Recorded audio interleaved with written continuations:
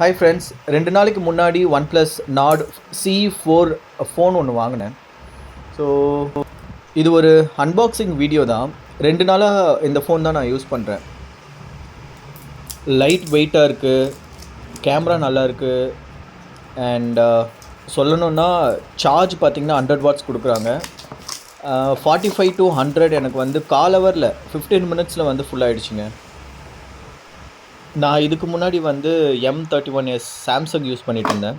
இதுவும் ஆம்லாய்ட் தான், but Samsung super ஆம்லாய்ட் அப்படின்னு சொல்கிறாங்க. பட் பிரைட்னஸை பொறுத்த வரையும் இந்த ஃபோனை விட சாம்சங் தான் வின்னர். இதில் பார்த்திங்கன்னா ஃபஸ்ட்டு ஓப்பன் பண்ண உடனே சிம் எஜெக்டர் தான் இருக்குது. அதுக்கப்புறம் ஏதோ 4-5 பேப்பர், அதை நான் பார்க்க கூட இல்லை. அது எதுக்காக கொடுக்குறாங்கன்னு தெரியல. இவ்வளோலாம் அதுவும் நீங்கள் வந்து ஃபாண்ட் சைஸ் பார்த்திங்கன்னா ரொம்ப சின்னது தான். உள்ளெல்லாம் பார்த்திங்கன்னா கண்டென்ட்டு அது யார் படிக்கிறாங்கன்னு தெரில, வெயிட்டுக்காக கொடுக்குறாங்களா என்னன்னு தெரில. இந்த கேஸ் டிபிஓ கேஸ் வந்து பார்த்திங்கன்னா நிஜமாகவே ரொம்ப நல்லா இருக்குங்க. அது ரொம்ப அதை தான் போட்டு நான் யூஸ் பண்ணிகிட்ருக்கேன். இந்த மொபைல் பார்த்திங்கன்னா 186 கிராம் வருது. And this is marble green colour நான் வாங்கியிருக்கிறது.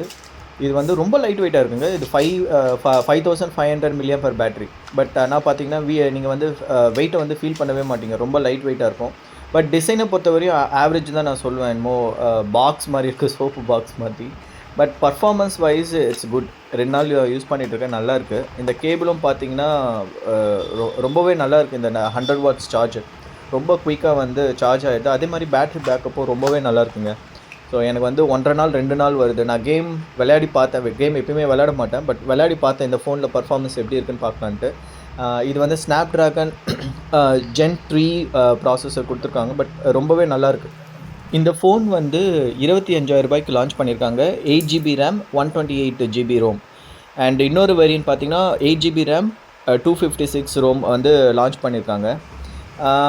வாங்கணும் அப்படின்னா எனக்கு வந்து ஒரு பேங்க் ஆஃபர் வந்து 1250 ரூபா வந்து பேங்க் ஆஃபர் கிடச்சிது. அண்ட் சாஃப்ட்வேரும் வந்து அப்டேட் ஆகிடுச்சு.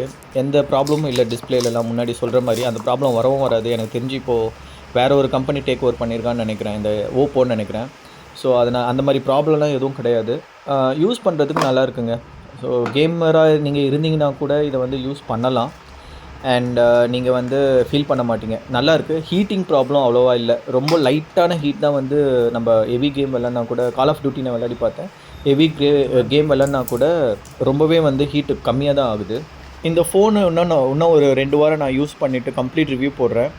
ஃபோட்டோஸ், வீடியோஸ் குவாலிட்டிலாம் எப்படி இருக்குன்ட்டு. நம்ம சேனல் பிடிச்சிங்கன்னா சப்ஸ்கிரைப் பண்ணுங்கள். தேங்க்யூ.